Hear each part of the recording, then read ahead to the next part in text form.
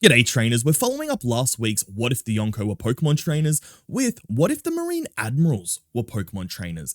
Last week's video was a ton of fun, and this one, honestly, there were some tougher choices in this. There were still 5 Admirals to go through, but you'll see exactly who we've picked. So we're going to be going through Sakazuki, or Akainu, we'll be going through Kuzan, Aokiji, Borsalino, Kizaru, and the 2 new Admirals, Fujitora and Aramaki. Now, Aramaki was probably the hardest one I had to do because we know the least about him. We've seen him recently in the manga for one chapter? There's not a lot to go on, but we've tried. Let's kick it off, and we're going to start with Akainu. Alright, so the thing we've gone with Akainu is actually quite simple. Akainu just means red dog. It's his Marine Admiral epithet. Obviously, his real name is Sakazuki, and that's really what he goes by now that he is the Fleet Admiral of the Marines. Being though that he is the red dog and he has got the magma fruit, he's literally a lava human, I think it's pretty clear what the theme of his team is going to be. It's going to be fire.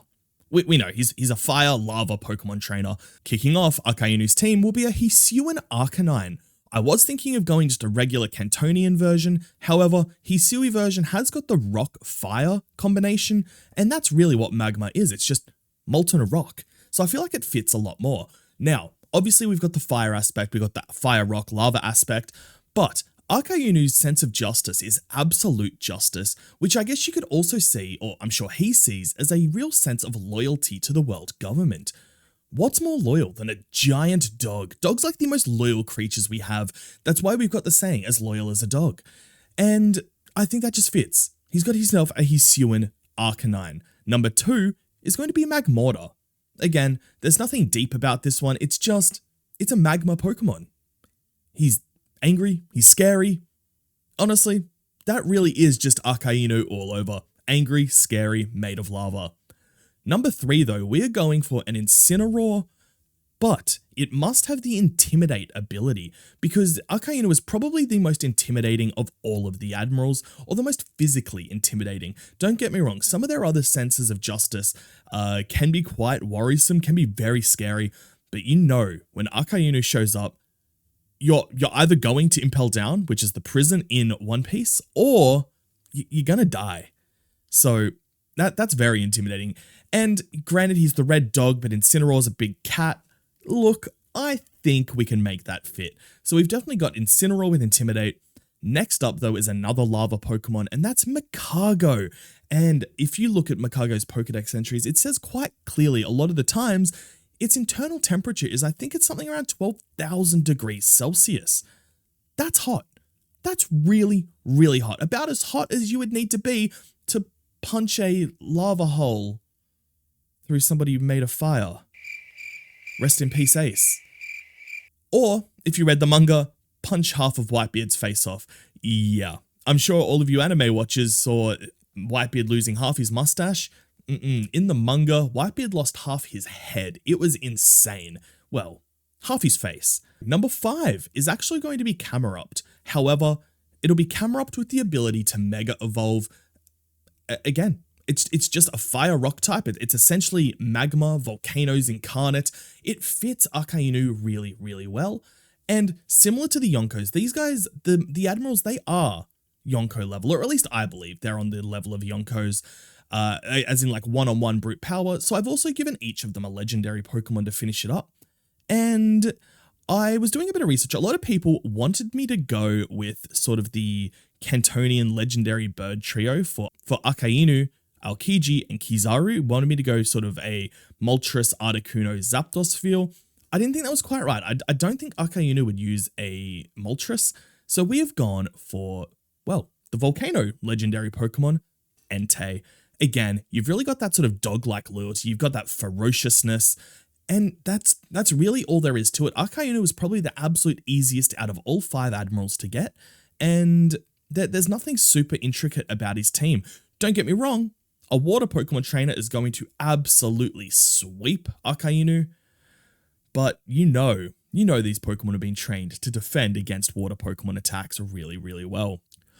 Moving on over to Aokiji, who is no longer a Marine Admiral. He has actually defected after losing his battle against Akainu for the Fleet Admiral position, and he is currently one of the 10 Titanic captains of Blackbeard's fleet, being the 10th captain. So, obviously, he's got the ice fruit. Well, it's not the ice fruit, actually. It's the chili no me. It's the cold fruit. And I think that's a bit more dangerous because you can get really, really cold without it becoming ice. Granted, he's essentially the ice guy, but it's the cold fruit. Kicking off Aokiji is probably the most, I'm going to say, questionable decision, but let me explain. We're kicking it off with Braviary. Why Braviary? It's not an ice type. The reason we've picked Braviary is Aokiji means blue pheasant, blue bird. And this isn't just any Braviary. It's not a Hisuian Braviary, but it is a shiny Braviary. And this is what it looks like. It's got that nice blue highlight to it, and it just fits that sort of blue pheasant feel. Again, that was my argument for it. Let me know if you agree. Let me know if you disagree and what you would change it out for. Number 2 for Aokiji is going to be Lapras, a nice water, ice type Pokemon. We see Aokiji, he rides his bike a lot across the oceans by freezing a path, and that kind of just reminded me of Ash traveling along his Lapras along the Orange Islands. Again, nothing crazy, but I also think Lapras with that water typing is a bit of a good counterpart to Akainu's team, which is all fire and ground types, so it gives him a little bit of an edge. Number 3 is actually going to be the first shiny Pokemon, Pokeboy, I ever caught in Pokemon Diamond, and that is going to be Weavile. Not a shiny Weavile, could be, but in this case, no, just a regular old one. The reason I've gone for this is Weavile's typing. He's obviously got the ice type, however, he's also got the dark typing. Weavile is an ice dark Pokemon, and I think that fits because he's defected from the Marines. He's now become a Yonko commander. That darkness type really, really works, and I think Weavile will just fit Aokiji's team really well. Next up is we're going with Glalie. Now, this is a bit of a weird one because Glalie is just, he's the head Pokemon, and the only thing you've really got going for him is that ice typing. However, Glalie can learn moves like Sheer Cold, Icy Wind, Powder Snow, Blizzard, really, really crazy ice type moves that really just sort of resemble moves that Aokiji has used throughout the anime. What's more, Glalie can have the ability Ice Body, which is essentially Aokiji. He's got an ice body. So that was my reasoning for Glalie. Coming in at number 5, we've got Avalugg. Avalugg can also have the ability Ice Body, and I just explained that with Glalie, but the reason I've picked Avalugg is because of its atrociously low speed. Avalugg has got really, really low speed, and the reason I've gone for that is Aokiji, he's laid back. He's got his sense of justice is lazy justice, laziness, slowness. You know, to me, it kind of just really, really fit. And for his number 6 and legendary Pokemon, I've gone with Articuno. Again, 2 reasons. It's like the ice type legendary Pokemon. Everybody knows who Articuno is. However, it also fits his epithet, blue pheasant, blue bird. I know we already kind of did that with our shiny Braviary, but this just fits too well not to use. Moving on to the first currently active member of the Marine Admirals, and that is Kizaru or Borsalino. Of course, he has got the Pika Pika no Mi, which is the light fruit, and we're going to kick it off with, honestly, I don't think anyone's going to be surprised with this, but we're going to kick it off with Electrode. Why Electrode? Electrode is an incredibly fast Pokemon, and well, from what we can see, Kizaru should be able to move at the speed of light, or if not, very, very close to it. So we're going with a very fast Electrode to kick it off, and he's an electric type. Granted, Kizaru isn't an electric fruit. That is going to belong to Enel or Eneru, but he's light. It works. I think it works. Next up though, for Kizaru, we're going with a non-light Pokemon. We're going for a non-fast Pokemon. We're going to go with Slacking. And the reason we're going to go with Slacking is because Kizaru, he's got a really weird sense of justice. He's kind of in between everybody. He is very unpredictable. Now, before I said Akainu is one of the more intimidating Marine Admirals, but I could make an argument that Kizaru is probably the most terrifying because you don't know if he's going to murder you.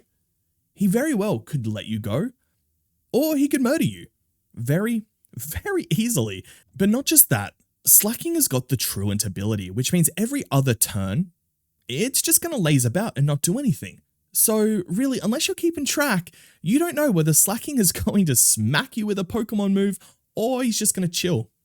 And I really, really resonate with that. Next up, number 3 is going to be actually, Kizaru's got 2 non-fully evolved Pokemon on his team. The first is going to be Pikachu. And it's not because Pikachu's the mascot of the series or anything. It's because his fruit, the Light fruit, is called the Pika Pika no Mi. And that just fits. Not only that, Pikachu is capable of generating light, being the light fruit. I think it just fits. Pikachu can get fast, especially if he's using agility and quick attack. But that's it. Very, very simple. Number 4 is going to be one of the fastest, potentially the fastest non-legendary Pokemon in the entire series, and that is Ninjask. No other reasons, really, none at all, apart from just Ninjask's speed stat and Kizaru probably being the fastest character in all of One Piece, potentially outsped by Van Augur on Blackbeard's crew, but that's just because he's got the teleport fruit. It really comes down to if there's distance related there, if it's instantaneous teleportation, which honestly it probably is. We just haven't seen it enough yet to know. Number 5 is going to be Ampharos. It has the ability to Mega Evolve, sure, but that's up to Kizaru. Now, we've gone with Ampharos because it's another one of those Pokemon that's got a natural ability to generate light. And of course, we've seen a lot of Ampharos over our times powering lighthouses. Just go have a look in the Gen 2 games. We had an Ampharos there generating light, so ships weren't going to crash into giant rocks. I think Ampharos is a really, really good fit. And finally, number 6, the legendary Pokemon for Kizaru is the number 1 fastest Pokemon in existence that we know of. Is it Deoxys? Speed form? No, not at all. It is going to be Regieleki, one of the Titan Pokemon, one of the recently added Pokemon alongside Regirock, Registeel, Regice, and Regidrago. We have now got Regieleki.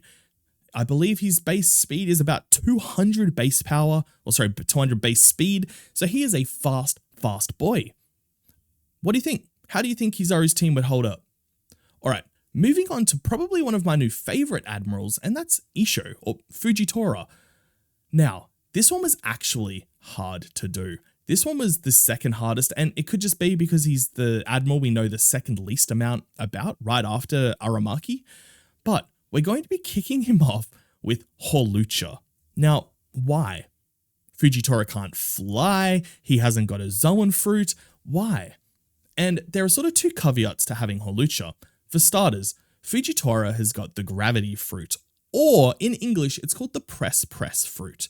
So, the reason I've gone with this is Hawlucha can learn a move called Flying Press.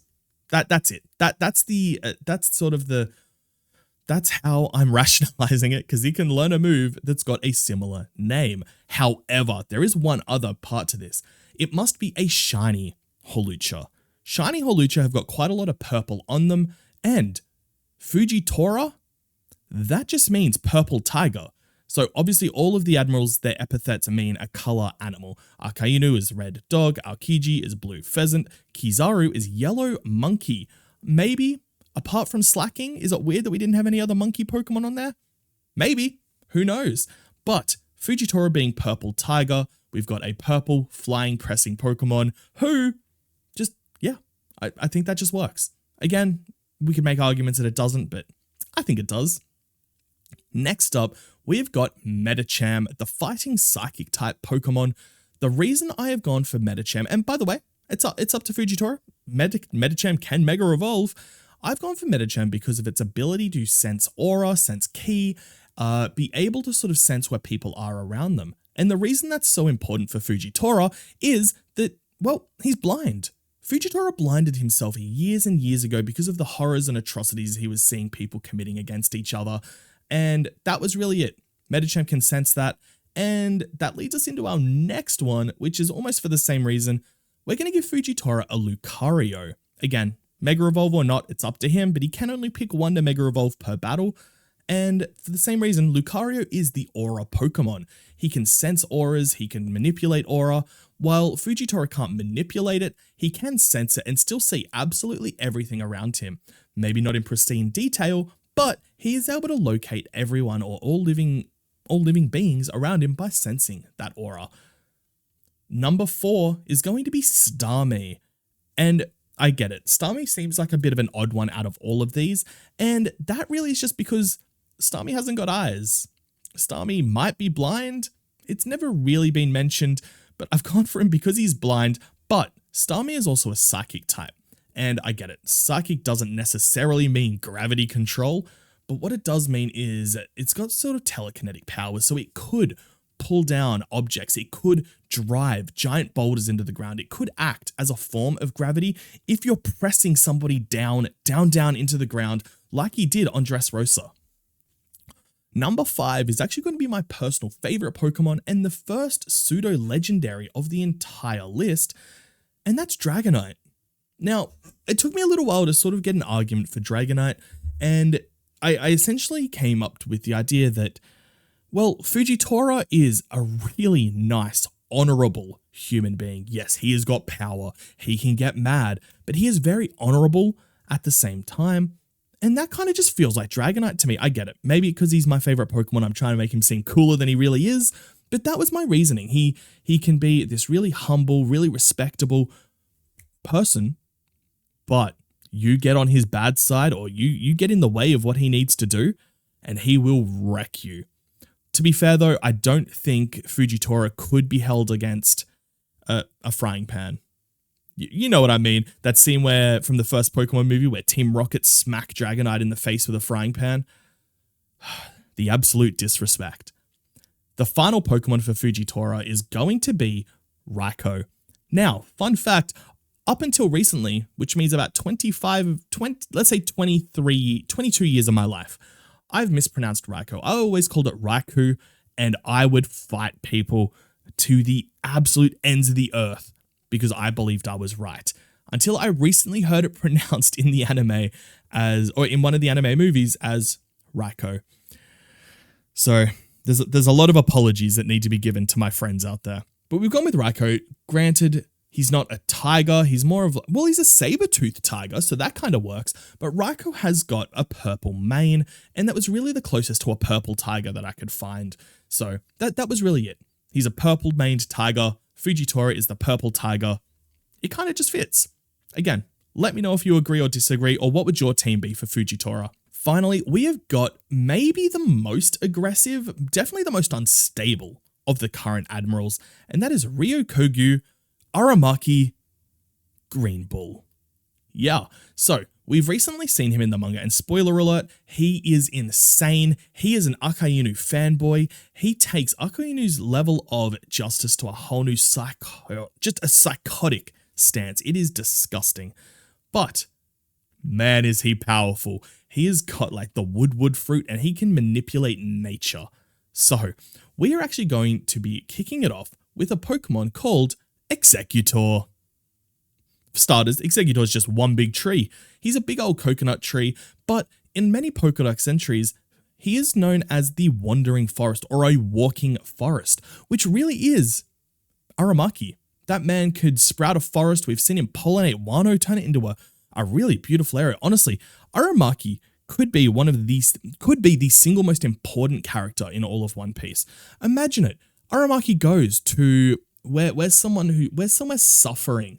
Let's go to first off, let's say Baltimore, where the Revolutionary Army used to be. That was just a deserted, rocky island. He could turn that into a thriving forest full of fauna, flora. He could do that instantly, no issues at all. He could go to Alabasta. He could set up oases. He could turn it from a desert island to somewhere with lots of luscious greenery. He could be saving lives. Instead, he had, I can't remember exactly what the quote was, but in his debut on Wano, where like we actually got to see what that man could do, he said something like oppression and discrimination is vital for everyone else to succeed. It was one of the most disgusting things I've ever heard, but it made me really interested in this man. Next up, we're going again with a really sort of foresty Pokemon, and that's going to be a Tangrowth. Now, Tangrowth is essentially just the vine Pokemon, and Aramaki can control vines. He can control all of nature. If Tangrowth gets vines cut off, they'll regrow back, just like with Aramaki. Aramaki, he's not a Paramecia, he's not a special Paramecia or a Zoan. He's actually a Logia. So it's just going to grow back, unless it's cut off with, like, you know, Armament Haki. But yeah. Number 3, and this one took me a while to find, because obviously his epithet is Green Bull. And I really tried to find, but there are no Green Bulls, or no Green Bull Pokemon in Pokemon, until I found Tauros's shiny form. Shiny Tauros is in fact a bull, and there's nothing more about that. It's just a shiny Tauros to match his epithet. Next up, we're going to be going with number 4, which is Shiftry. Again, just a grass dark type Pokemon. The grass, obviously, because of the nature of his devil fruit. The darkness, because he is a darkly and deeply disturbed human being. And unless he is playing the long game, which I'm thinking is true less and less, the dark typing just really, really works. Number 5, I'm going to give him a starter Pokemon, and we're going with Torterra. Obviously, Torterra is a grass and ground type Pokemon. He's got a giant tree growing out of his back. He is just a really nice Pokemon you would expect to see in forests, and just matches up with Aramaki's Devil Fruit perfectly. Like, really, really perfectly. And finally, we didn't go a legendary Pokemon for Aramaki. We gave him a mythical, and we are going with a Zarude, or an Alpha Zarude, it's up to you. But Zarude is a grass dark type Pokemon, so again, fits that sort of really dark nature that Aramaki has got going for him. But he also has, he's also got Pokedex entries such as, within dense forests, this Pokemon lives in packs with others of its own kind. It's incredibly aggressive, and the other Pokemon of the forest fear it. That just sounds like Aramaki. Yeah, look, he's a part of the Marines, but I guarantee Aramaki is the type who would sacrifice and kill his own men. Not even for insubordination, but maybe for just questioning an order. That is just who Aramaki seems like to me.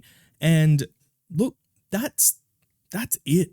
That's it. There's nothing crazy about it. I just really think a Zarude fits Aramaki perfectly.